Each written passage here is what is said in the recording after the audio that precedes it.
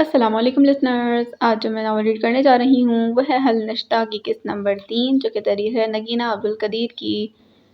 Novel شروع کرنے سے پہلے اگر آپ نے میرے چینل کو سبسکرائب نہیں کیا تو اسے سبسکرائب کر دیجئے، ساتھ ہی بیل آئیکن کو بھی پریس کیجئے تاکہ ہر نئے آنے والے ناول کی اپڈیٹ آپ کو ملتی رہے۔ اگر آپ کمپلیٹ ناول سننا چاہتے ہیں تو میرے دوسرے چینل کو بھی سبسکرائب کیجئے جس کا لنک آپ کو ویڈیو کے ڈسکرپشن کے اینڈ میں دے دیا جائے گا۔ ویڈیو کو لائک کریں اور کمنٹ بھی ضرور کیا کریں، اور ساتھ ہی ساتھ اگر آپ مہر کوش کو خریدنا چاہتے ہیں وہ بھی ڈسکاؤنٹڈ پرائز میں، تو پھر آپ مجھ سے تفصیلات بھی لے سکتے ہیں ویڈیو میں کمنٹ کر کے، یا پھر آپ میری کمیونٹی ٹیب پر پوسٹ پر بھی جا سکتے ہیں، وہاں سے آپ کو اس کی مزید تفصیلات مل جائیں گی۔ چلیے شروع کرتے ہیں۔ کیونکہ اس کہانی کا کوئی اینڈ نہیں، لیکن وہ ان کے چہرے کے بدلتے رنگوں کو خوب انجوائے کر رہا تھا۔ اس نے اپنی بات جاری رکھی، میں نے اس کہانی کا اینڈ سوچا ہے، سننا چاہو گے؟ اپنے مخصوص انداز میں مسکراتے ہوئے پوچھا، لیکن وہ دونوں جیسے پتھر کے مجسمے بن چکے تھے، ساکت اور بے جان۔ جواب نہ آنے کی صورت میں اس نے اپنا سوال قدرے غصے سے دہرایا۔ مشتاق یوسفی نے آنکھ اٹھا کر رافع بشیر کو دیکھا اور اس بات میں سر ہلا دیا۔ گڈ، تو میں کیا کہہ رہا تھا؟ ہاں، وہ ایک انتقام کے راستے کا مسافر بن گیا اور دوسرا اس کی اصلاح کی بجائے ساتھ دینے لگا۔ لیکن کہتے ہیں نا کہ سچ ایک ایسا بیج ہے جسے زمین میں کتنی ہی گہرائی میں دفن کر دو، وہ کسی نہ کسی طرح اپنا راستہ بنا کر باہر آ ہی جاتا ہے، چاہے اسے کتنی ہی مٹی تلے دبا دیا جائے۔ اس کی روشنی اور سچائی کا اظہار وقت کے ساتھ ساتھ ضرور ہوتا ہے، کیونکہ سچ کو چھپانا ممکن ہی نہیں، یہ ہمیشہ اپنے وجود کا ثبوت دے دیتا ہے۔ تو ان کا سچ بھی سامنے آ گیا اور دونوں دوستوں کو قانون نے سزا دی، اسی قانون نے جس کا وہ مذاق بنایا کرتے تھے۔ ایک بار پھر صحن میں خاموشی چھا گئی۔ بلال احمد منتشر نگاہوں سے کبھی ان دونوں کو دیکھتا جن کی اندر کی سانس اندر اور باہر کی باہر رہ گئی تھی، کبھی رافع بشیر کو جو ان کی اس حالت سے خوب لطف اندوز ہو رہا تھا۔ صاحب، آپ ہمیں یہ کہانی کیوں سنا رہے ہیں؟ خود کو نارمل کرتے مشتاق یوسفی بولا، لیکن اس کی آواز میں لرزش تھی۔ نرگس تمہاری غیر موجودگی کو محسوس کرتی ہے۔ اپنی بہن کا نام سنتے ہی اس کے پاؤں تلے سے زمین نکل گئی اور شہاب کی آنکھوں کے آگے اندھیرا چھانے لگا۔ نرگس؟ مشتاق یوسفی کے منہ سے بے ساختہ نکلا۔ رافع بشیر کچھ سوچنے لگا۔ وقت اسے چند گھنٹے پیچھے لے گیا تھا، جہاں سے ان بھیدوں اور رازوں کا دروازہ کھلا تھا۔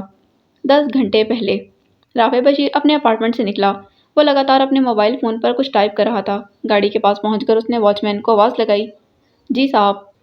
وہ جو پہلے ہی سے ڈرا ہوا تھا، رافع بشیر کو اس وقت دیکھ کر اس کا پورا بدن کپکپانے لگا۔ میں ضروری کام سے شہر جا رہا ہوں۔ اگر اپنی نوکری اور زندگی پیاری ہے تو اس بار مجھے شکایت کا موقع نہیں ملنا چاہیے، سمجھے؟ اس قدر سخت لہجے میں حکم سنایا اور گاڑی میں بیٹھ گیا۔ واچ مین، جس کی نیند پہلے ہی اڑی ہوئی تھی، اب تو وہ بے چینی میں سرگرداں تھا، گاڑی سٹارٹ کی اور اپنی منزل کی طرف نکل پڑا۔ کوئی 4 گھنٹوں کی ڈرائیو کے بعد آخر کار وہ گجرات کے گاؤں بزرگوال پہنچ ہی گیا تھا۔ چاروں طرف فجر کی اذانیں گونج رہی تھیں۔ رات کا اندھیرا بھی باقی تھا، لیکن گاؤں کے ہر گھر میں دن کا آغاز ہو چکا تھا۔ رافع بشیر اپنی گاڑی سے اترا۔ تازہ ہوا اور مکئی کی روٹی کی بھینی بھینی خوشبو نے اس کا استقبال کیا۔ اس نے آنکھیں بند کر دیں اور اس خالص ماحول جو شہروں میں کبھی نہیں ملتا کو اپنے اندر اتارنے لگا۔ پھر وہ اپنی منزل کی جانب بڑھ گیا۔ السلام علیکم، کیا آپ بتانا پسند فرمائیں گے کہ مشتاق یوسفی کا گھر کس طرف ہے؟ مسجد سے نکلتے ایک نمازی سے پوچھا۔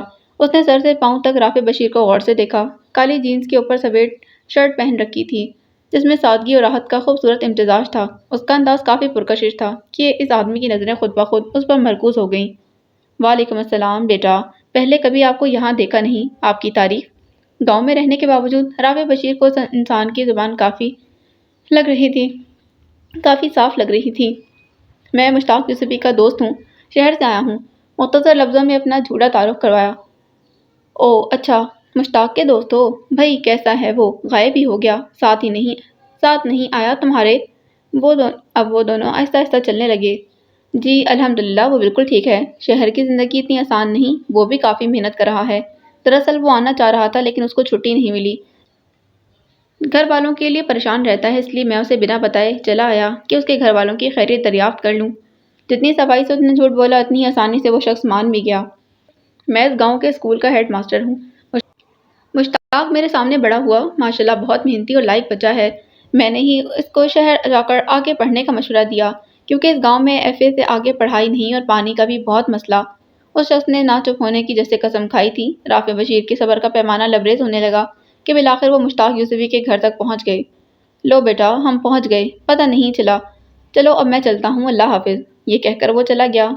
مجھ سے پوچھو یہ چند منٹ کیسے گزرے۔ اس شخص کو دور جاتا دیکھ وہ بڑبڑایا۔ روشنی ہر سو پھیلنے لگی۔ دستک دینے سے پہلے رافع بشیر نے ارد گرد کا جائزہ لیا۔ مشتاق یوسفی کے گھر کے بالکل سامنے سرسوں کا کھیت تھا اور کھیت کے اس پار ایک گھنا پرانا درخت تھا۔ اس کی ظاہری حالت سے لگ رہا تھا کہ وہ ڈھیروں رازوں کا گواہ ہے۔ ایک ایسا قدیم درخت جس کی شاخوں میں صدیوں کے قصے اور ہوا کی سرگوشیاں چھپی تھیں۔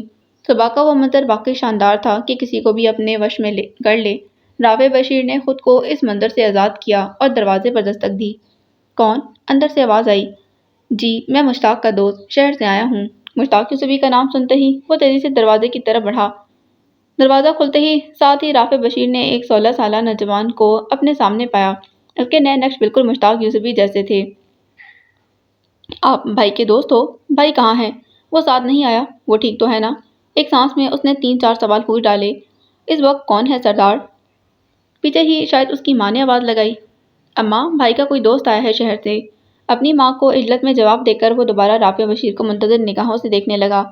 کیسے ہو سردار؟ مشتاق بالکل ٹھیک ہے۔ اس وقت تک اس کی ماں بھی ذہن میں آ گئی تھی۔ تو وہ آیا کیوں نہیں؟ ایک اور سوال پر رافع بشیر کے چہرے پر بیزاری جھلکی۔ سردار، ان کو اندر تو آنے دے۔ مشتاق یوسفی کی ماں نے عقب سے آواز لگائی۔ سردار نے مسکرا کر رافع بشیر کے لیے راستہ چھوڑا۔ ایک گہری سانس لے کر وہ گھر کے اندر داخل ہوا۔ مشتاق یوسفی کا گھر سادگی اور نئی طرز زندگی کا عکس تھا۔ گھر کے درمیان میں کشادہ صحن جو پورے گھر کو روشن اور ہوادار بناتا تھا۔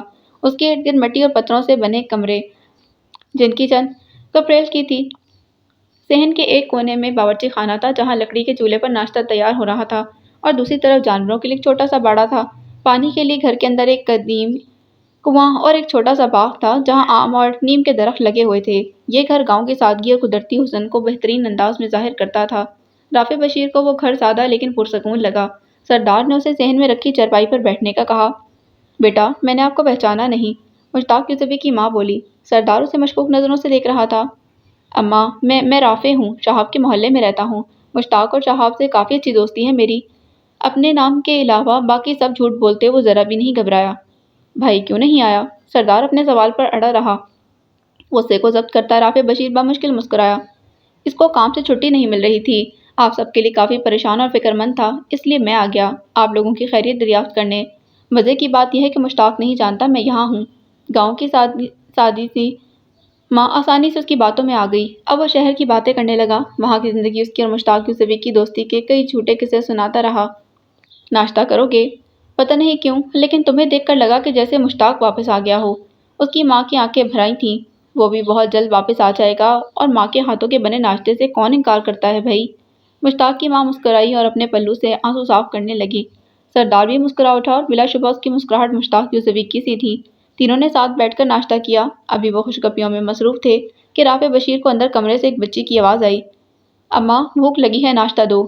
وہ 11 سالہ بچی کی آواز تھی جو ابھی بھی سو کر اٹھی تھی۔ اس کی رنگت دودھ سے بھی زیادہ شفاف تھی، گنے سے بال بکھرے ہوئے تھے۔ اور ہاں ماں، آج دیسی گھی کا حلوہ کھانے کا دل کر رہا ہے، بنا دو گی؟ رافع بشیر کی موجودگی سے بے خبر اٹھتے ساتھ ہی فرمائش کر ڈالی۔ پہلے منہ ہاتھ تو دھو لے گڑیا۔ رافع بشیر کے ہمراہ بیٹھے سردار نے پیار سے کہا۔ جواب دینے کے لیے جیسے ہی اس نے سردار کو دیکھا تو اس کی نظر رافع بشیر پر پڑی۔ ہیلو گڑیا، کیسی ہو؟ رافع بشیر نے اپنائیت سے بھرپور لہجے میں شروعات کی۔ جواب دینے کے بجائے وہ رافع بشیر کو سکتے کے عالم میں دیکھتی رہی۔ پھر اس کے ماتھے پر پسینہ چمکنے لگا اور پورا وجود کانپنے لگا۔ اماں، وہ زور سے چلائی۔ اماں، اماں کامی بھائی، اماں کامی بھائی۔ وہ زور زور سے رونے لگی۔ سردار اور اس کی ماں بھاگتے ہوئے اس کے پاس پہنچے۔ رافع بشیر ہکا بکا اس منظر کو دیکھ رہا تھا۔ وہ بچی اپنی ماں سے لپٹ کر رو رہی تھی۔ اماں، کامی بھائی سے بچاؤ، وہ بہت گندے ہیں۔ اماں بھائی کہاں ہے؟ بھائی۔ اماں، سردار اب تو بھائی بھی نہیں ہے، مجھے کون بچائے گا ماں؟ اس کی ماں اور سردار بمشکل اسے کمرے میں لے کر گئے۔ صحن میں سناٹا چھا گیا، جیسے طوفان کے بعد خاموشی چھا جاتی ہے۔ تقریباً 10 منٹ بعد سردار اور اس کی ماں کمرے سے باہر آئے۔ ان کے چہروں پر تکلیف واضح تھی۔ رافع بشیر کے ذہن نے تیزی سے اس سارے معاملے کا نتیجہ نکالا اور ہوا میں تیر چلانے کا فیصلہ کیا۔ اماں، گڑیا ابھی تک نارمل نہیں ہو پائی؟ اسے اپنے ہائپوتھیسس پر پورا یقین تھا۔ مشتاق یوسفی کی ماں نے اپنا جھکا ہوا سر اٹھایا۔ اس کی آنکھوں میں بلا کی حیرت تھی۔ آپ کو کیسے پتہ چلا؟ سردار کے سوال پر وہ دل ہی دل میں جھوم اٹھا۔ اس کا تیر نشانے پر لگا تھا۔ مشتاق ایک اور تیر چلایا۔ کامی بدبخت نے میری بیٹی کے ساتھ بہت بڑا ظلم کیا، اس کی زندگی تباہ کر دی۔ مشتاق کا قصور صرف یہ تھا کہ وہ کامی کی اصلاح کرنا چاہتا تھا۔ کامی نے برے لوگوں میں اٹھنا بیٹھنا شروع کر دیا تھا اور مشتاق اور شہاب نے اسے روکنے کی بہت کوشش کی مگر وہ ناکام رہے۔ تنگ آ کر مشتاق نے کامی کے ماں باپ کو ساری بات بتا دی، جس کے بعد ان کے درمیان اختلافات پیدا ہو گئے۔ لیکن کامی نے مشتاق سے بدلہ لینے کے لیے میری بیٹی کی عزت کو نیلام کر دیا۔ وہ صرف 11 سال کی ہے۔ کامی کو اس پر ذرا بھی ترس نہ آیا۔ اس رات وہ دوبارہ اسی ناپاک ارادے سے یہاں آیا تھا، لیکن در شکر ہم وقت پر پہنچ گئے۔ اس واقعے کو 6 ماہ سے زیادہ کا وقت ہو گیا ہے، لیکن نرگس آج بھی کسی انجان انسان کو دیکھ کر ڈر جاتی ہے۔ اس نامراد نے میری بیٹی کے ذہن کو مفلوج کر دیا ہے۔ اس کی ماں رو رو کر اپنے اوپر ہوئے ظلم کی داستان رافع بشیر کو سنا رہی تھی۔ رافع بشیر ابھی بھی مطمئن نہیں ہوا۔ کڑیاں جڑ رہی تھیں، لیکن ابھی بھی ایک اہم کڑی تلاش کرنی تھی۔ اس نے گڑیا کی باتوں کو اپنے ذہن میں دہرایا۔ دماغ کی بتی روشن ہوئی۔ وہ بھی رافع بشیر تھا، اپنے ڈپارٹمنٹ کا سب سے قابل اور شاطر آفیسر۔ اور کامی کے گھر والے، وہ جانتے ہیں؟ اندھیرے میں ایک اور تیر چلایا۔ نہیں، اس رات کے صرف ہم 4 گواہ ہیں۔ میرے ہاتھوں میں ہوتا تو میں اس بدبخت کے ٹکڑے ٹکڑے کر دیتا، لیکن وہ کہتے کہتے خاموش ہو گیا اور رافع بشیر کو اس کی خاموشی زہر لگی۔ میرا بیٹا سنگ دل نہیں، لیکن اپنی بہن کے ظلم کا بدلہ کہتے کہتے رک گئی۔ کڑی جوڑنے ہی والی تھی، بس ایک اور وار۔ اماں، مشتاق نے جو بھی کیا ٹھیک کیا۔ وہ بدبخت کامی اسی قابل تھا۔ تیر کمان سے نکل چکا تھا، بس نشانے پر لگنے کی دیر تھی۔ ہاں، وہ اسی انجام کا مستحق تھا جو دوسروں کی ماں بہنوں کی عزت کو داغدار کرتے ہیں۔ انہیں کتے کی موت ہی مرنا چاہیے۔ رافع بشیر نے سردار کی معصوم چہرے پر شدید غصہ محسوس کیا۔ آخری کڑی جوڑ گئی، راز کھل گیا۔ رافع بشیر کا ذہن تیزی سے اپنے مفروضے کو نظریے میں ڈھالنے لگا۔ مشتاق یوسفی پر شک اب یقین میں بدلنے لگا۔ چلیں اماں، میں اب چلتا ہوں، واپس شہر جانا ہے مجھے۔ وقت دیکھتے ہوئے بولا۔ ٹھیک ہے، جا پتر، اللہ تیرا حامی و ناصر ہو۔ رافع بشیر کے سر پر پیار کرتے ہوئے بولی۔ آپ سے مل کر خوشی ہوئی رافع بھائی، امید ہے اگلی بار بھائی بھی آپ کے ساتھ آئے گا۔ دروازہ بند کرتے ہوئے سردار بولا تو وہ مشکل مسکرایا۔ اپنی گاڑی کے پاس پہنچتے ہی اس نے وقت دیکھا، 6 بج رہے تھے۔ ایک اہم سوال نے اس کے واپسی کے ارادے کو کچھ وقت کے لیے ملتوی کر دیا۔ یہ تو صاف ہے کہ کامی کا قتل مشتاق یوسفی نے کیا تھا اور شہاب نے اس کی مدد کی تھی، لیکن گاڑی کے بونٹ پر بیٹھ کر وہ گہری سوچ میں اس درخت کو دیکھ رہا تھا جو اتنے فاصلے سے بھی نظر آ رہا تھا۔ سلام صاحب، پیچھے سے کسی نے آواز دی تو گردن موڑ کر دیکھا۔ اس انسان نے سر پر کپڑے کا رومال باندھا ہوا تھا، ہاتھ میں لکڑی کی بنی ہوئی مضبوط لاٹھی، کھردرے اور دھوپ سے جھلسے ہوئے چہرے کے ساتھ گہری جھریاں تھیں جو اس کی محنت کی داستان بیان کر رہی تھیں۔ اس کی آنکھوں میں دیہاتی زندگی کی سادگی نمایاں تھی۔ وعلیکم السلام۔ سلام کا جواب دے کر وہ بونٹ سے اترا۔ تسی کون ہو؟ پہلے تہانوں اتنے ویکھیا نہیں۔ چچا، میں مشتاق تے شہاب دا دوست ہاں۔ شہر تو آیا ساں اودے گھر والیاں دی خیرت دریافت کرن۔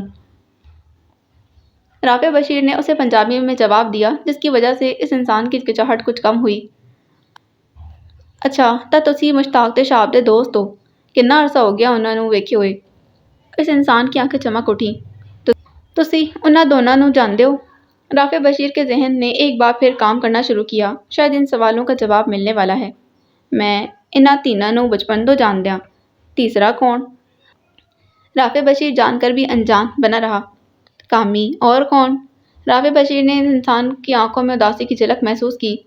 مشتاق، شہاب تے کامی تینوں بڑے پکے دوست سن۔ تینوں دی عمر بھی برابر سی تے او ایک ہی دن پیدا ہوئے ساں۔ انہاں دی دوستی سارا پنڈ جاندا سی، پر اچانک کامی نال جانے بنا کچھ کہے اپنی جان لے لئی۔ اور جو سامنے درخت نظر آ رہے نے، دور اس درخت کی طرف اشارہ کرتے بولا، اوتھے ہی انہیں خودکشی کیتی سی۔ کی وجہ دے بغیر؟ کسے نہ کسے غلطی ہوندی ہے بزرگوں۔ وجہ معلوم ہونے کے باوجود اس نے پوچھا، پتہ نہیں کی وجہ سی۔ اس دے ماں پیو نہ پولیس نوں اطلاع دتی نہ کچھ کیتا، بس انہوں جلدی جلدی دفنا دیتا۔ وہ کچھ سوچتا ہوا بولا۔ ٹھیک ہے، تہاڈے نال مل کے خوشی ہوئی۔ دعاواں وچ یاد رکھنا۔ اللہ حافظ۔ ہاتھ ملا کر وہ گاڑی میں بیٹھ گیا۔ سارے رازوں سے پردہ اٹھ گیا تھا۔ حالیہ وقت میں قدم رکھتے ہی رافع بشیر کی نظریں مشتاق یوسفی پر جم گئیں۔ آپ گاؤں گئے تھے؟ پر کیوں؟ اور وہ سب آپ کو کس نے بتایا اور کیسے؟ مشتاق یوسفی کے الفاظ ٹوٹ رہے تھے۔ ایس ایچ او محمد رافع بشیر نام ہے میرا، پنجاب کے شہر پنجاب کے شہر لاہور کی تاریخ کا سب سے کم عمر SHO ہوں۔ آپ پوچھیں کیوں؟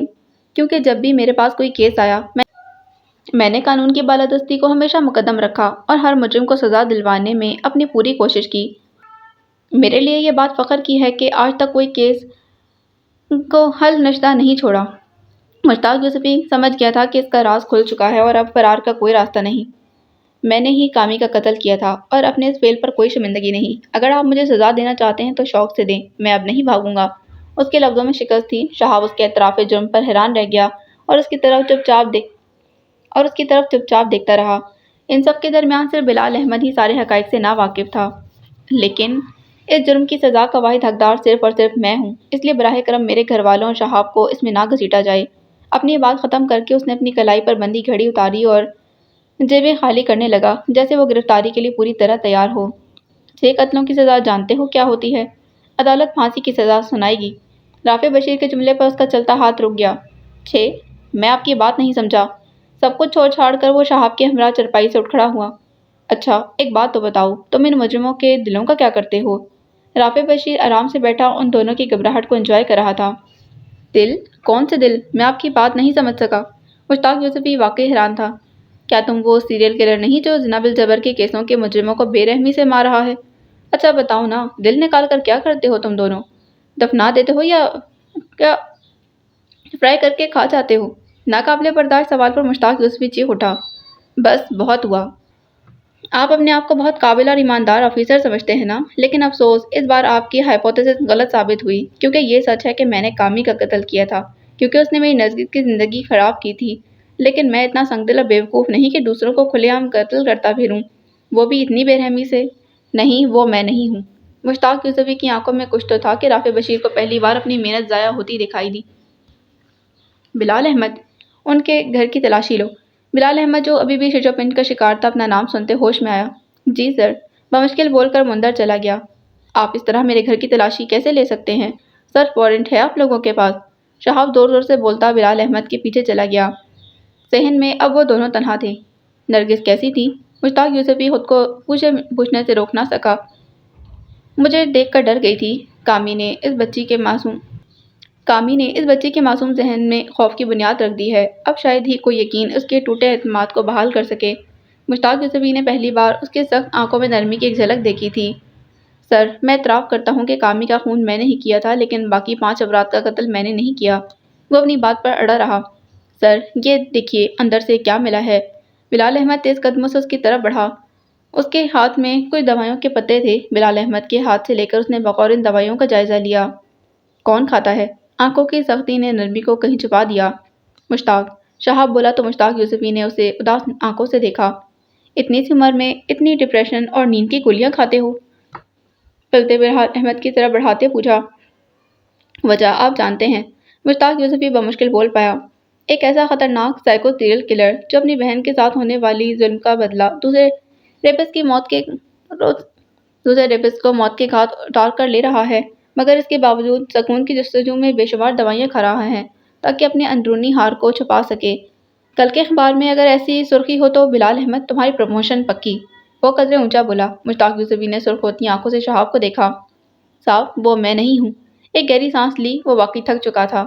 اسی اسنا میں بلال احمد کا فون بجا۔ نمبر دیکھ کر اس کی آنکھیں چمک اٹھی۔ ہاں، ہیلو۔ دوسری طرف کسی نے ایسی بات کی کہ بلال احمد کے چہرے پر مسکراہٹ واضح تھی۔ ہم آ رہے ہیں۔ کال کاٹ کر اس نے موبائل جیب میں رکھ دیا تھا۔ سر، کام ہو گیا؟ بلال احمد نے سرگوشی کی۔ بلال احمد کی بات سن کر وہ ان دونوں کی طرف مڑا۔ تم دونوں کو میں ابھی چھوڑ رہا ہوں، لیکن سن گلاسز پہنتے بات جاری رکھی۔ لیکن اگر فرار ہونے کی کوشش بھی کی تو یاد رکھنا میرا نام SHO رافع بشیر ہے۔ پاتال میں بھی چھپے ہوئے ہوگے تو ڈھونڈ نکالوں گا۔ وارننگ دے کر وہ بلال احمد کے ہمراہ وہاں سے چلا گیا۔ مشتاق یوسفی نے ایک افسوس بھری نگاہ شہاب پر ڈالی۔ مشتاق، شہاب نے اسے پکارا لیکن ہاتھ کے اشارے سے اسے بات کاٹ دی تھی۔ بس شہاب، ایک لفظ بھی نہیں۔ جب میں نے کامی کے قتل کا پورا الزام اپنے سر لے لیا تھا تو تم نے ان 5 افراد کے قتل کا الزام مجھ پر ڈالنے کے لیے اپنی خاموشی کیوں توڑی؟ مشتاق یوسفی قدرے سخت لہجے میں بولا۔ میں نے کیا کیا بھائی؟ شہاب کو صدمہ پہنچا۔ اتنے معصوم بننے کی ضرورت نہیں۔ اس SHO کو پہلے ہی مجھ پر شک تھا اور تم نے اس کے شک پر مہر لگا دی۔ اس کی آواز بلند تھی۔ آرام سے بھائی، سچی تو کہا ہے میں نے، تم ہی کھاتے ہو، پھر میں کیوں چپ رہ کر خود پر الزام لوں؟ شہاب کے جوان شہاب کے جوان خون نے بھی جوش مارا۔ سچ؟ کون سا سچ؟ کیا میں نے اس ایس ایچ او کو یہ سچ بتایا کہ قتل کو خودکشی بنانے کا مشورہ تم نے دیا تھا؟ میں نے سارا الزام اپنے سر لے لیا اور تم؟ وہ کہتے کہتے خاموش ہو گیا۔ شہاب کو شرمندگی ہوئی۔ اچھا سوری، میں اس وقت گھبرا گیا تھا، کچھ سمجھ نہیں آ رہی تھی۔ اب آگے کا کیا؟ شہاب امید بھری نگاہوں سے اسے دیکھنے لگا۔ پتہ نہیں، لیکن میں کچھ کرتا ہوں۔ مختصر جواب دے کر گھر سے نکل کر گلی پار کی اور سڑک تک پہنچا۔ پلٹ کر ایک بار تسلی کی کہ شہاب اس کے پیچھے تو نہیں آیا، پھر موبائل فون نکال کر ایک نمبر پر کال ملائی۔ 2-3 گھنٹیوں کے بعد کسی نے کال اٹھائی اور مشتاق یوسفی کی بات سننے سے پہلے ہی بولنے لگا۔ باقی باتیں بعد میں، ابھی پلان بی کا وقت آ گیا ہے۔ جیسے میں نے سمجھایا تھا ویسے ہی کرنا۔ زیادہ وقت نہیں، کل رات تک کام ہو جانا چاہیے، سمجھے؟ تیزی سے اپنی بات مکمل کی اور پھر اس کی بات سنی۔ ابھی نہیں، کل رات مل کر سب سمجھا دوں گا، لیکن ابھی کے لیے جو میں نے سمجھایا ہے اس پر توجہ دو۔ دوسری طرف سے پھر کوئی سوال آیا؟ ہاں، وہ بھی میرے ساتھ ہوگا۔ چلو اب میں چلتا ہوں۔ بات مکمل کر کے اس نے کال کاٹ دی۔ سر، ایک بات پوچھوں؟ گاڑی چلتے ہی بلال احمد نے پوچھا۔ چہرے پر تھکاوٹ واضح تھی۔ سر، وہ کہانی اور مشتاق یوسفی کی بہن، وہ سب کیا تھا؟ آپ گجرات گئے تھے اور کب؟ رافع بشیر نے گہری سانس لی اور مختصر لفظوں سے ساری بات سمجھائی۔ بلال احمد نے اس کے چہرے پر تھکاوٹ کی جھلک محسوس کی۔ نوید صادق نے کس وقت گرفتاری دی؟ سر، آدھا گھنٹہ پہلے۔ تھانے کے پاس گاڑی روکتے بولا۔ شکار بھی ہمارا شکاری بھی۔ جب ہمارے پاس دوسروں کی کمزوریوں کا ذخیرہ ہو تو ہم ماہر تماشا اور دوسرا کٹ پتلی بن جاتا ہے۔ پھر ماہر تماشا بن کر اس شخص کو اپنی انگلیوں پر نچانا ممکن ہو جاتا ہے، کیونکہ اس کی کمزوریاں تمہاری قوت میں تبدیل ہو چکی ہوتی ہیں اور تمہیں اس کی حرکات کو اپنی مرضی کے مطابق قابو میں رکھنے کا اختیار حاصل ہوتا ہے۔ اگر ہم دوسروں کی کمزوریوں کو اپنی طاقت بنانا سیکھ لیں تو اس بے رحم دنیا کو اپنی ترتیب میں لانا اور بہتر بنانا ممکن ہو جاتا ہے۔ رافع بشیر گاڑی سے تیزی سے اترتے ہوئے بولا۔ اس کی باتیں بلال احمد کے سر کے اوپر سے گزر گئی تھیں۔ میرے پاس کس کی کمزوریاں ہیں؟ بلال احمد کے منہ سے بے ساختہ نکلا۔ رافع بشیر پہلے ہی صبر کی وجہ سے تھکا ہوا تھا، اوپر سے بلال احمد کے بے تکے سوال پر اب اسے غصہ آنے لگا۔ جواب دینے کے بجائے وہ تھانے کے اندر چلا گیا۔ صاحب، میرے بھائی کو بچا لے، وہ ابھی چھوٹا ہے، نادان ہے، میرے بھائی کی جان بچا لے صاحب۔ رافع بشیر کے آفس میں داخل ہوتے ساتھ ہی نوید صادق کا بھائی اس کے آگے ہاتھ جوڑ کر التجا کرنے لگا۔ پاکستان میں زیادتی کی سزا پاکستان پینل کوڈ کے سیکشن 375 اور 376 کے تحت مقرر کی گئی ہے۔ سزا کا انحصار جرم کی نوعیت اور حالات پر ہوتا ہے۔ اگر کوئی شخص ریپ کا مجرم قرار پائے تو اسے سزائے موت یا عمر قید جو 25 سال تک دی جا سکتی ہے، یا عدالت مجرم پر بھاری جرمانہ بھی عائد کر سکتی ہے۔ اگر کئی افراد مل کر زیادتی کریں تو تمام مجرموں کو سزائے موت یا عمر قید دی جا سکتی ہے۔ ایک سانس میں وہ بولا۔ نام کیا ہے تمہارا؟ نوید صادق کے بھائی سے پوچھا۔ جی، نادر صادق، مشکل سے بول پایا۔ اشارے سے کرسی پر بیٹھنے کا کہا۔ دیکھو نادر، قانون سزا دے یا وہ پاگل قاتل نوید صادق کا مرنا تو طے ہے۔ اطمینان سے اسے اطلاع دی۔ بشیر صادق کا منہ کھلے کا کھلا رہ گیا۔ پر صاحب، دروازے پر دستک ہوئی اور وہ ایک دم چپ ہو گیا۔ آ جائیں، رافع بشیر نے اجازت دی۔ سر، ملزم وقار کا ساتھی نوید صادق نے طے بیان دیا ہے، جس کا مطلب 4 ماہ پہلے اس نے مرحوم وقار کے ساتھ مل کر ادھیکا کا گینگ ریپ کیا تھا۔ جبکہ ادھیکا نے ان کے خلاف آواز اٹھائی تو وہ شہر چھوڑ کر فرار ہو گیا۔ اس کے بقول وہ کراچی کے ایک پوش علاقے میں رہائش پذیر تھا۔ بات مکمل کر کے کاغذ ان کے سامنے رکھا۔ نادر صادق کی حیرت کی انتہا نہ تھی۔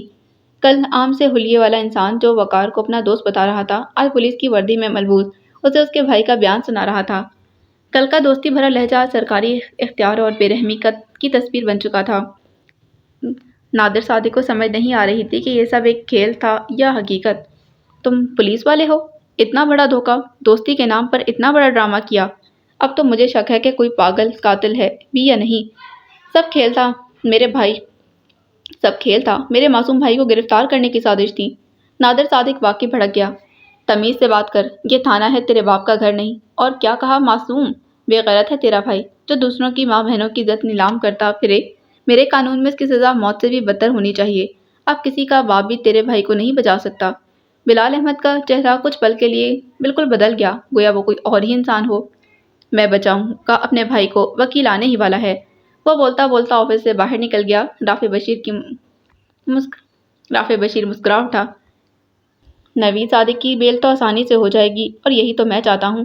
شکار اور شکاری دونوں آزاد ہو گئے تبھی یہ کیس حل ہوگا۔ اپنی کرسی سے ٹیک لگا کر بولا، اگر مشتاق یوسفی قاتل نہ ہوا تو؟ بلال احمد کی بات پر رافع بشیر بھی سوچ میں پڑ گیا۔ ہمارا کام تھا نوید صادق کو ڈھونڈنا، اب جب وہ منظر پر آ گیا ہے تب تو وہ قاتل بھی سامنے آ جائے گا۔ بس پرسوں کا انتظار ہے، کیونکہ پرسوں اس کے شکار کا دن ہوگا۔ اتنی دیر میں نادل وکیل کے ہمراہ بیل کے کاغذات بنوانے آفس میں داخل ہوا۔ ساری کارروائی تحمل سے ہوئی، بالخیر نوید صادق کی بیل ہو گئی۔ جانے سے پہلے رافع بشیر نے نوید صادق کو اپنے پاس اکیلے میں بلوایا۔ یقیناً تمہارے بھائی نے تمہیں سب کچھ بتا دیا ہوگا۔ میں چاہتا ہوں عدالت تمہارا فیصلہ کرے، کیونکہ میں قانون کی عزت کرنے والوں میں سے ہوں۔ جب تک عدالت کی کارروائی شروع نہیں ہوتی تمہیں احتیاط کرنی ہوگی، گھر سے مت نکلنا، اور اگر کوئی انجان نمبر سے کال آئے تو فوراً مجھے اطلاع کرنا۔ یہ سچ ہے کہ ایک سائیکو سیریل کلر شہر میں موجود ہے جو تم جیسوں کو دردناک موت دے کر خوف کا بازار گرم کرنا چاہتا ہے۔ پین اٹھا کر ایک کاغذ پر اپنا نمبر لکھ کر اس کو دے دیا۔ اب میں کیا کروں صاحب، خدا کے لیے مجھے بچا لے، میں جیل جانے کے لیے تیار ہوں، لیکن بھائی جان نے بیل کروا دی۔ اس نے ہاتھ جوڑ کر التجا کی۔ تمہیں پتہ ہے وقار اور باقیوں کو کس طرح قتل کیا گیا، ہمیں ان کی لاشیں کس حالت میں ملی؟ رافع بشیر اس کے کانپتے ہاتھوں کو دیکھ رہا تھا۔ کیسے؟ پسینے کی بوندیں اس کے چہرے پر واضح تھیں۔ پوسٹ مارٹم رپورٹ کے مطابق ان پانچوں کے دل غائب تھے۔ اس بات کو سمجھتے ہو، پہلے وہ اپنے شکار کو بے ہوش کرتا ہے، پھر ان کا سینہ چاک کر کے پسلی کی ہڈی توڑتا ہے اور دل نکالتا ہے۔ وہ تم جیسوں کے دل نوچ کر اپنے ساتھ لے جاتا ہے، جیسے ایک بھیانک درندہ جو کسی کی جان کو چپکے سے چھین کر اندھیروں میں گم ہو جائے۔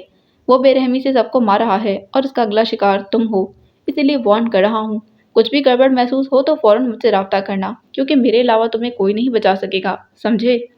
ڈر کی لہر دوڑی اور نوید صادق کا خون جمنے لگا۔ رافع بشیر نے بلال احمد کا ہاتھ سے بنایا اسکیچ نوید صادق کو دکھایا۔ ہاتھ سے بنے اسکیچ میں اس قاتل کو بنایا گیا تھا جو کالا کوٹ پہنے ہوئے تھا، سر پر ٹوپی تھی، ہاتھوں میں دستانے اور منہ پر ماسک۔ یہ ہے اس کا ظاہری حلیہ۔ رافع بشیر نے اس کی آنکھوں میں مزید الجھن دیکھی۔ اگر کچھ بھی ہوا میں آپ کو کال کروں گا۔ اس کی آواز میں لرزش تھی۔ سلام کر کے وہ وہاں سے چلا گیا۔ رافع بشیر نے کرسی سے ٹیک لگا کر آنکھیں بند کر لیں۔ نیند اور تھکاوٹ کے باعث بے چینی ہونے لگی۔ سر آپ ٹھیک ہیں؟ بلال احمد کی آواز پر اس نے آنکھیں کھولی۔ بس ذرا تھک گیا ہوں، گھر جا کر آرام کروں گا، ٹھیک ہو جاؤں گا۔ کلائی پر بندھی گھڑی میں وقت دیکھا، شام کے 7 بج رہے تھے۔ بلال احمد ایک کام کرو، مجھے گھر تک ڈراپ کر دو، میرے اندر ڈرائیو کرنے کی ہمت نہیں۔ یہ کہہ کر اس نے اپنی چیزیں اٹھائیں اور آفس سے نکل گیا۔ بیچ میں رافع بشیر نے اپنے کھانے کے لیے بیکری سے کچھ خریدا۔ بلڈنگ کے باہر گاڑی رکتے ساتھ ہی رافع بشیر بولا، بلال احمد گاڑی ساتھ لے جاؤ، کل صبح مجھے پک کر لینا۔ اتنا کہہ کر وہ گاڑی سے اتر گیا اور بلڈنگ کے اندر چلا گیا۔ بلال احمد نے گاڑی سٹارٹ کی اور مین روڈ پر آ گیا۔ ابھی وہ زیادہ دور نہیں گیا تھا کہ اس کی نظر بیکری کے شاپ پر پڑی۔ رافع سر بھی نہ کھانے پینے کے معاملے میں بہت لاپرواہ ہیں۔ منہ میں بڑبڑا کر گاڑی واپس بلڈنگ کی طرف مڑی۔ پارکنگ ایریا میں گاڑی روک کر وہ شاپر سمیت اترا اور اس کے اپارٹمنٹ کی طرف سیڑھیوں کے ذریعے جانے لگا۔ کوریڈور میں داخل ہوتے ساتھ ہی سامنے والے منظر نے کچھ لمحوں کے لیے اس کے قدم روک دیے تھے۔ شاپر اس کے ہاتھ سے گر گیا کیونکہ وہ اس منظر کے لیے بالکل بھی تیار نہیں تھا۔ رافع بشیر زمین پر اوندھے منہ گرا ہوا تھا۔ موبائل، اپارٹمنٹ کی چابیاں، پستول سب اس کے ارد گرد بکھرے ہوئے تھے۔ بلال احمد اس کی طرف بھاگا۔ سر آپ ٹھیک تو ہیں؟ اس کو سیدھا کرتے بلال احمد نے اسے ہوش میں لانے کی کوشش کی۔ اس بلڈنگ کے کوریڈور میں صرف 2 ہی اپارٹمنٹس تھے۔ رافع بشیر کے سامنے والا اپارٹمنٹ خالی تھا۔ پریشانی کی حالت میں اس نے آوازیں لگائیں، ساتھ ساتھ چابی سے دروازہ کھولنے کی بھی کوشش کر رہا تھا۔ بالآخر دروازہ کھل گیا۔ اس نے جلدی سے رافع بشیر کو اٹھایا اور مشکل سے کمرے تک لے آیا۔ سر منہ پر پانی کے چھینٹے مارے وہ مسلسل اس کو ہوش میں لانے کی کوشش کر رہا تھا اور بالآخر رافع بشیر نے آنکھیں کھول دیں۔ پانی، وہ اتنا ہی بول پایا اور بلال احمد نے اسے پانی پلایا۔ رافع بشیر نے اپنا ہاتھ سر کے پچھلے حصے میں رکھا۔ درد کی شدت سے اس کی آنکھیں بند ہو گئیں۔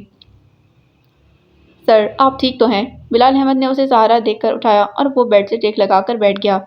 کسی نے پیچھے سے حملہ کیا، میں نے مڑ کر دیکھا تو وہ وہی تھا۔ درد کی شدت کے باعث آہستہ آہستہ بول رہا تھا۔ کون؟ بلال احمد کو اس کی بات کی امید نہیں تھی۔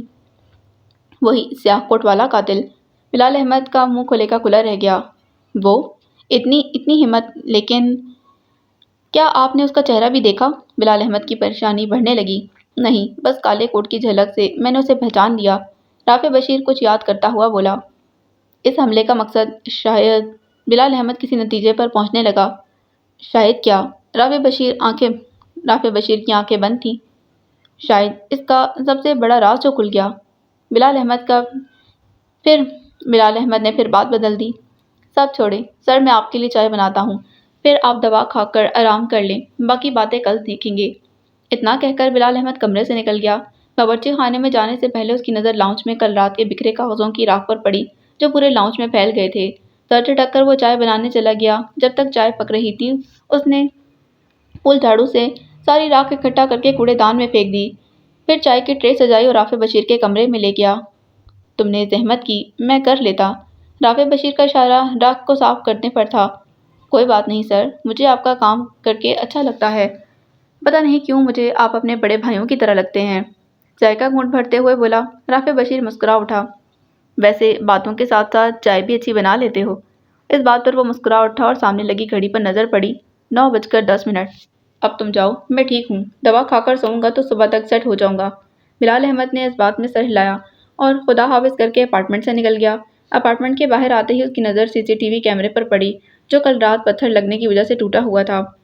سب پلان کے مطابق ہو رہا ہے۔ وہ منہ میں بڑبڑایا اور وہاں سے چلا گیا۔ اندر رافع بشیر دوائیں کھا کر سونے چلا گیا۔ کہاں تھے تم؟ سارا دن گزر گیا، وقت دیکھ رہے ہو؟ مشتاق یوسفی کے گھر پہنچتے ساتھ ہی شہاب بھڑک اٹھا۔ ایک ضروری کام کرنے گیا تھا، مختصر جواب دے کر وہ کمرے میں چلا گیا۔ ضروری کام؟ کیسا ضروری کام؟ ہاں، موبائل تمہارا بند جا رہا تھا، کتنی کالز کی میں نے، جانتے ہو مجھے لگا پولیس نے تمہیں گرفتار کر لیا ہوگا۔ وہ ایک گہری سانس لے کر بولا۔ اس کے چہرے پر پریشانی واضح تھی۔ شہاب، میری بات غور سے سنو، خطرہ بڑھ گیا ہے، اب اس شہر میں رہنا ممکن نہیں، ہم کل رات ہی شہر چھوڑ کر چلے جائیں گے، کچھ عرصے کے لیے ہی صحیح لیکن ابھی ہمیں جانا ہوگا۔ وہ عجلت میں بولا۔ لیکن اگر ہم بے قصور ہیں تو ڈر کس بات کا؟ شہاب دو ٹوک بولا۔ مشتاق یوسفی کے چہرے کی ہوائیاں اڑ گئیں۔ مانا کہ ہم بے قصور ہیں، لیکن کامی والا معاملہ تو پولیس تک پہنچ گیا ہے اور وہ اس بات کو ہتھیار بنا کر ہمیں دوسرے کیسوں میں مجرم ٹھہرا سکتے ہیں، اس لیے میرے پر بھروسہ کرو، ہمیں کل رات ہی یہاں سے بھاگنا ہوگا۔ مشتاق یوسفی کے خوبصورت چہرے پر بلا کا ڈر تھا۔ کل کیوں؟ آج کیوں نہیں؟ کل کیوں؟ آج کیوں نہیں؟ شہاب نے پھر پوچھا۔ بس ایک آخری کام رہتا ہے، وہ ہو جائے تو ہم پشاور کے لیے نکل جائیں گے۔ مشتاق یوسفی نے اپنا ارادہ بتایا۔ اور رافع بشیر، اس کا کیا؟ اگر اس نے ہمیں پکڑ لیا تو؟ مشتاق یوسفی بھی سوچ میں پڑ گیا۔ کچھ سوچتا ہوں۔ اچھا، کھانے میں کیا بنا ہے؟ صبح سے رات ہو گئی اور اب بھوک سے برا حال ہونے لگا ہے، تم ہاتھ منہ دھو لو، میں کھانا لگاتا ہوں۔ اتنا کہہ کر شہاب باورچی خانے میں اور مشتاق یوسفی باتھ روم میں چلا گیا۔ بس بہت ہوا، اس ظلم کی سزا موت ہے۔ اس بھیانک خواب نے ایک بار پھر اسے جکڑ لیا۔ آجا میرا دل، تو میرا دل ہے، تو میری جان ہے، چن چن۔ وہ اپنے بستر پر لیٹے تڑپ رہا تھا۔ ماں، ماں، کوئی ہے جو مجھے جانور سے بچائے۔ خون، بہت سارا خون، وہ مر گیا ہے، میں نے اسے مار دیا، دیکھو ماں کتنا خون ہے ہر طرف، مجھے ڈر لگ رہا ہے۔ نہیں، میں خوش ہوں، وہ مر گیا، میں نے اسے مار دیا۔ اب اس کا پورا جسم کانپ رہا تھا، اس کا دل ابھی بھی بھڑک رہا تھا۔ یہ کیا کر دیا تم نے؟ چیخیں بلند ہوئی۔ وہ مر گیا ہے، اب کیا کریں گے ہم؟ مختلف آوازوں نے اسے جکڑ لیا۔ بس، وہ جھٹکے سے اٹھا، سانس پوری ہوئی تھی، پسینے سے سارا بدن بھیگا ہوا تھا۔ آخر کب یہ آوازیں میرا پیچھا چھوڑیں گی؟ خود کلامی اور کمرے سے باہر چلا گیا۔ ارے بلال، اتنی صبح کیسے اٹھ گئے؟ فجر ابھی تازی تھی جب ماہنور نے بلال کو کمرے سے نکلتے ہوئے دیکھا۔ پتہ نہیں آپی، عجیب سی بے چینی ہے، رات کو ٹھیک سے سو نہیں پایا اور… کہتے کہتے خاموش ہو گیا۔ اور کیا؟ ماہنور کو اس کا چہرہ مرجھایا ہوا لگا۔ ابا کو خواب میں دیکھا بہت عرصے بعد، آنکھوں میں اداسی چھا گئی تھی۔ ابا کو مس کرتے ہو؟ ماہنور نے سر پر پیار کرتے ہوئے پوچھا۔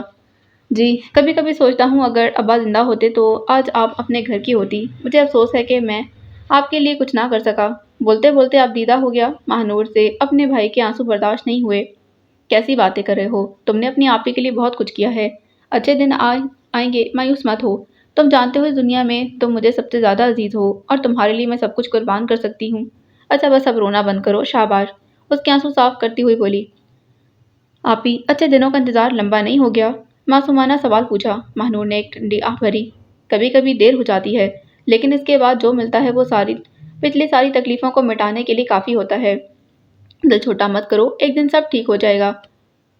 ماہنور نے اپنے چھوٹے بھائی کو تسلی دی۔ آپی، آپ بہت اچھی ہیں، اللہ آپ کا دامن خوشیوں سے بھر دے۔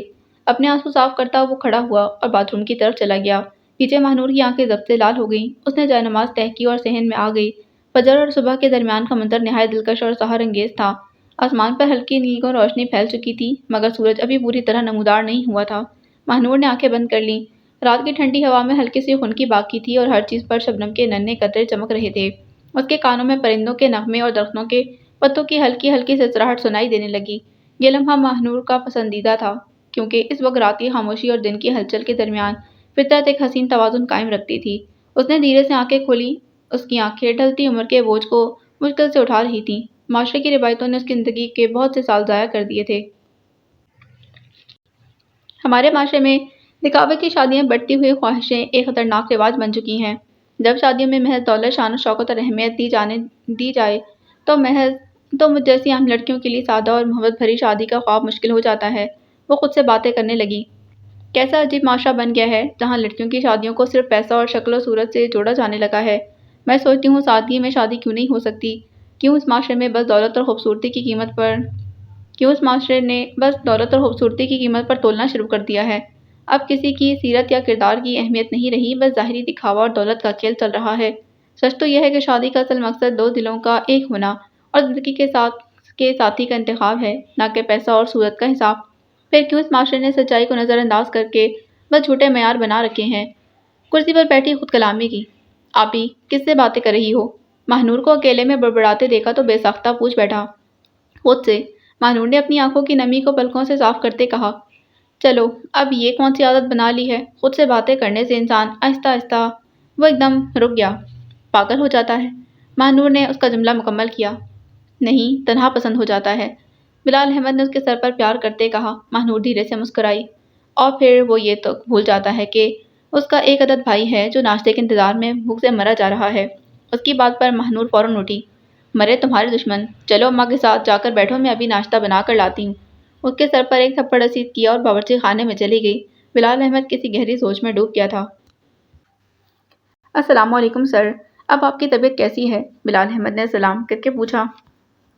کافی بہتر ہوں۔ رافع بشیر نے بغور بلال احمد کو دیکھا اور اس کا چہرہ مرجھایا ہوا لگ رہا تھا۔ کیا بات ہے بلال احمد، آج چہرے پر روز والی تازگی نہیں، کچھ ہوا ہے کیا؟ رافع بشیر کے چہرے پر فکر مندی تھی۔ کوئی بات نہیں سر، بس وہ کل رات ابا کو خواب میں دیکھا، بہت عرصے بعد۔ وہ خواب کم حقیقت زیادہ لگ رہا تھا، اس لیے۔ ادھوری بات کر کے وہ خاموش ہو گیا۔ ماہنور کی وجہ سے پریشان رہتے ہو، سب ٹھیک ہو جائے گا، اچھا وقت ضرور آتا ہے، فکر مت کرو۔ رافع بشیر ایک دو بار بلال احمد کے گھر بھی جا چکا تھا، اس کی ماں اور بہن سے مل کر اسے کافی خوشی ہوئی۔ انشاءاللہ، وہ بس اتنا بول پایا۔ کل کا دن بہت اہم ہے، میں نے مشتاق یوسفی اور نوید صادق کے گھر کے باہر بندے تعینات کروا دیے ہیں، جیسے ہی کوئی ہلچل مچے گی وہ مجھے آگاہ کر دیں گے۔ رافع بشیر بولا۔ سر، آپ کے خیال میں مشتاق یوسفی قاتل ہو سکتا ہے؟ بلال احمد نے پوچھا۔ تمہیں کیا لگتا ہے؟ جواب دینے کے بجائے الٹا سوال پوچھ ڈالا۔ سر، ہو سکتا ہے مشتاق یوسفی ہی قاتل ہو، ہمارے پاس ایک اہم اور پکا ثبوت ہے، لیکن دل کہتا ہے وہ قاتل نہیں اور دماغ اس کے برعکس۔ بلال احمد نے اپنی سوچ بتائی۔ پولیس والے کب سے دل اور دماغ کی سننے لگے؟ ہم ثبوتوں کی بنیاد پر کارروائی کرتے ہیں۔ اس کیس نے ہمیں بہت تھکایا ہے، یا تو کل قاتل پکڑا جائے گا یا راز ہادی حل نشتہ۔ کرسی سے ٹیک لگاتے ہوئے بولا۔ سر، اب تو اس کا مطلب بتا دیں؟ بلال احمد نے مسکرا کر پوچھا۔ کل بتاؤں گا، ایک بار پھر بات ٹال دی تھی۔ دور شہاب کے پرسکون گھر میں آج عجیب سی ہلچل مچی ہوئی تھی۔ مشتاق یوسفی اور شہاب دونوں سامان پیک کرنے میں لگے ہوئے تھے، صاف کپڑے اور ضرورت کا سامان ہی اٹھانا۔ مشتاق یوسفی نے ہدایت دی۔ پیکنگ کے بعد وہ بولا۔ اب غور سے سنو، شام کو تم گھر کے پیچھے سے نکلو گے، دونوں بیگز تمہارے ساتھ ہوں گے۔ یہاں سے بھاگ کر تم سیدھا لاہور ریلوے اسٹیشن جاؤ گے اور 5 ٹکٹ پشاور کے لے کر وہیں میرا انتظار کرنا۔ وہ جلدی جلدی اسے سمجھا رہا تھا۔ لیکن ہم دونوں الگ الگ ہو کر کیوں جا رہے ہیں؟ شہاب کے چہرے پر گھبراہٹ واضح تھی۔